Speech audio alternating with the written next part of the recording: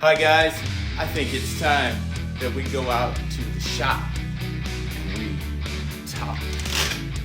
We're going to have a little shop talk. Hey guys, welcome to Shop Talk. What Shop Talk is where we kind of take apart the scriptures, see how they were made, who they were talking to, why they were saying it, and see how that applies to us today. I really think that it's the way I operate in my shop. I don't know how to fix something until I know its intended use. I don't know how things work unless I take them apart. So that's what we're doing with Shop Talk. And you know, Dixie's making me a great looking pour over here.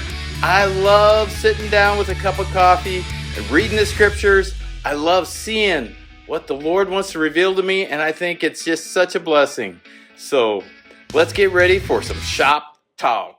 Hey, Shop Talk family. Hey, Pastor Rich here. We are in Shop Talk. It's where we take a look at the scriptures, and like in a shop, we take them apart so we can understand what the original intent was, because the original intent is what speaks to us today, and it is so relevant for our lives today.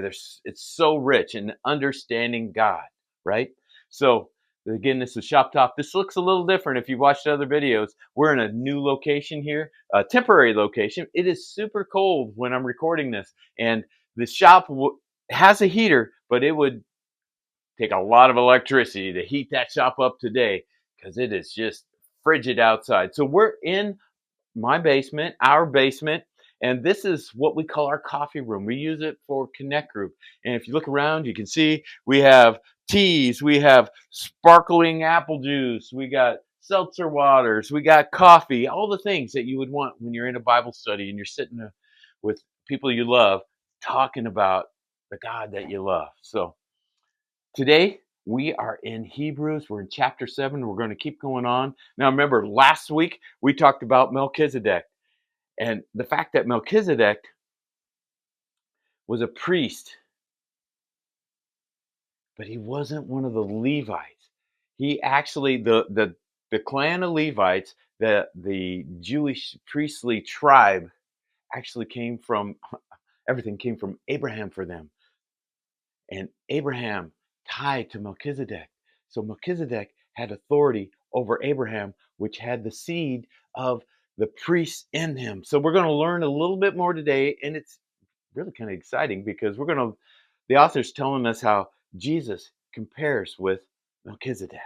So verse 11 in chapter 7.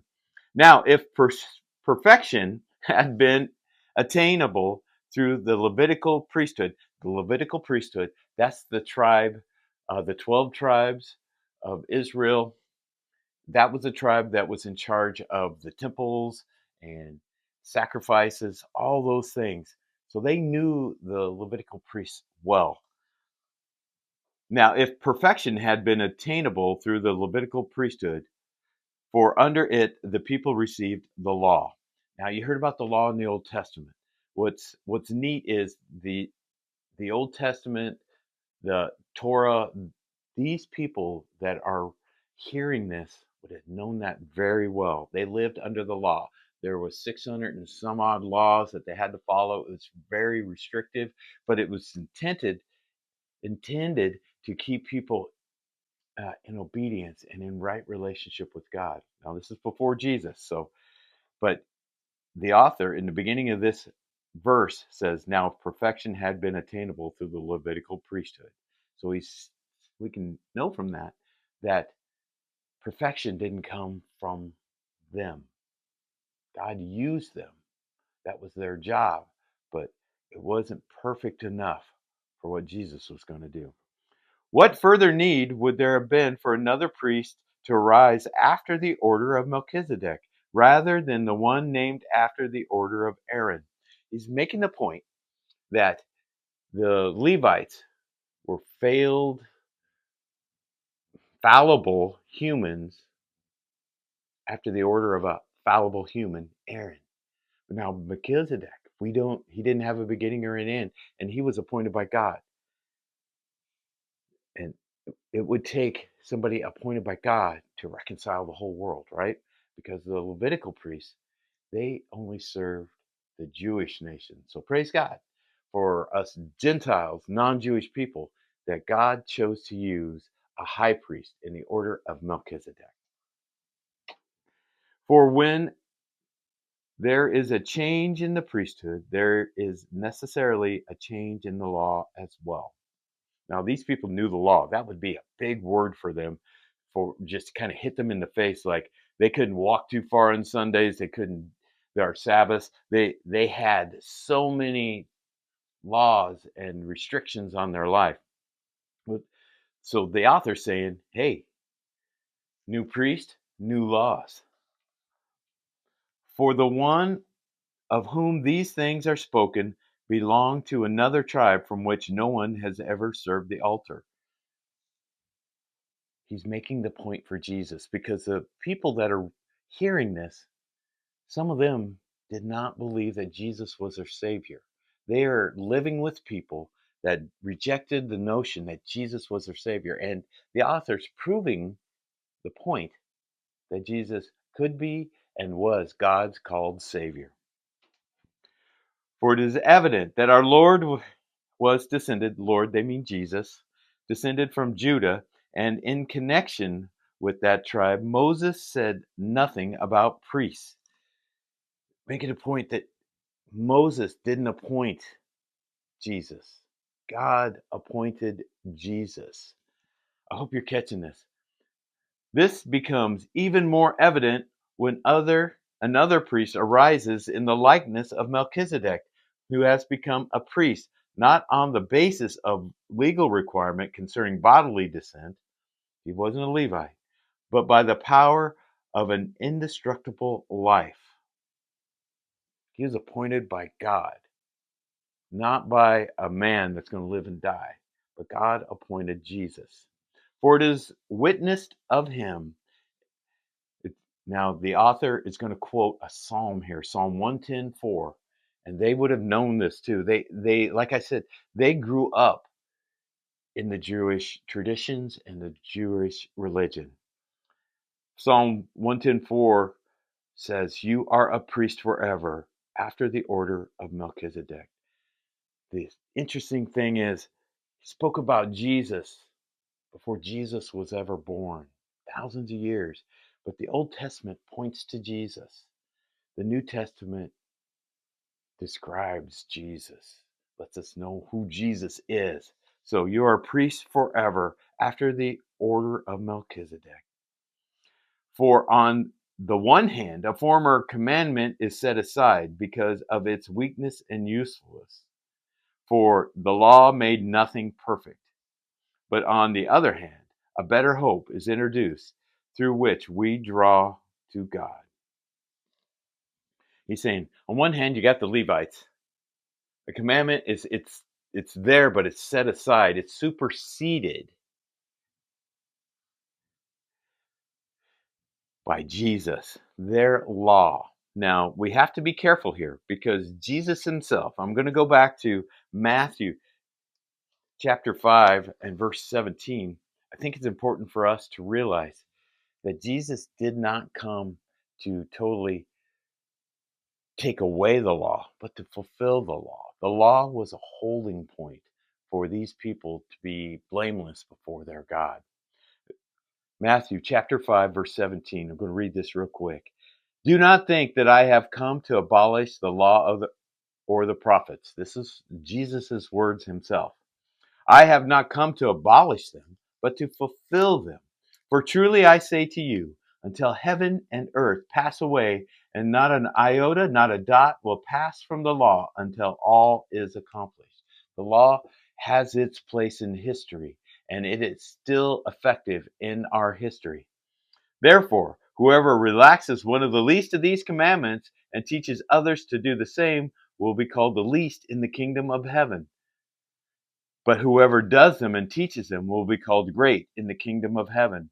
If you notice, both these people made it to the kingdom of heaven, but one did it in disobedience and the other one did it in full obedience. So our lives matter. What Jesus is telling us is follow the law, live in obedience. I have a plan for you, and I need you to walk out that plan. So when you get to heaven, you're not just getting there. That's not the goal of our lives. Our lives' goal is to serve our God and accomplish His plans because He's the one that ultimately created us. We fell off. He sent Jesus to restore our relationships so that we can walk out the rest of our lives. So it's not just enough to get into heaven. We want to get there and we want God to look at us and go, well done, good and faithful servant, right? 4, I tell you, unless your righteousness exceeds that of the scribes and the Pharisees, you will never enter the kingdom of heaven. Now he's upping the ante a little bit. Jesus is saying, now, unless your righteousness, you don't want to be on the barely righteous enough. Because if you're barely righteous enough, how do you know you're making it to heaven or not? How do you know you haven't rejected God? If you reject God's ways, aren't you rejecting God? So don't even play that game because there are people and that scribes and Pharisees dedicated their life to the religion, but they missed Jesus, and they're not even going to make it to heaven. All right, guys. And verse 20, I'm back to verse 20 because we're talking about Jesus. He's the better hope that verse 19 talked about. Verse 20 says, and it was not without an oath, for those who formerly became priests were made such without an oath. But this one was made a priest with an oath by the one who said of him. The Levites got to be priests just because they were born into that family. It wasn't because of their skill, it wasn't because of their holiness. And we see several examples of priests failing and falling, and there were some harsh consequences to that. When you're called and you have a position that the Lord puts you in charge of ministering to His beloved, He loves people. He has a purpose and a plan for each of us. You don't want to mess with that. I mean, it's hard, but they didn't have an oath. They were born into it. What he's saying is Melchizedek is an example of a God appointed priest. Jesus came from the line of Judah, not the Levitical line. And he was under oath. Let's see what this oath says. The Lord has sworn and will not change his mind. You are a priest forever. This makes Jesus the guarantor of a better covenant. He's quoting the Old Testament when he says that there. We know that God had a plan from the very beginning, and you're part of that plan. And he wants us to know how the plan works. The Levitical priests, they were kind of, when they had the law, that was kind of a holding place. Kind of like if you've been a Shop Talk family member for a long time, you'll know that we talked about how the Holy Spirit is a holding place until we we all go to heaven for our eternity. This earth is just a flash. The worries of this earth won't even be a memory for you when you're in heaven because you'll be in the glory of God. So that was a holding place. Jesus was a fulfillment. The Holy Spirit's a holding place. Jesus' second coming is that fulfillment. So, guys, I hope you enjoyed this. I hope that you are understanding that God's ways are not the way we put things together, but He has a perfect plan. Our finite minds just don't always grasp that plan.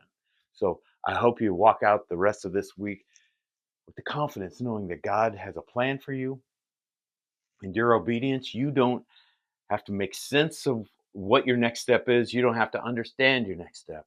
But I'll tell you what, if you're seeking God, you will walk with a confidence that you don't have on your own. You'll walk with a confidence that only comes from knowing that you have a God that you can trust, that loves you and has a plan for you. So walk this week out looking and asking God. I pray that you guys are in prayer every day, multiple times a day, but every day. I want you to be able to hear the voice of God so that when you're walking things out and you're making decisions, those decisions align with the plan God has for you. So I love you guys. I love the God we serve. Let's be grateful to Jesus today, right? And ask God to guide us where He's leading us to. We can trust it. You take care now. Bye.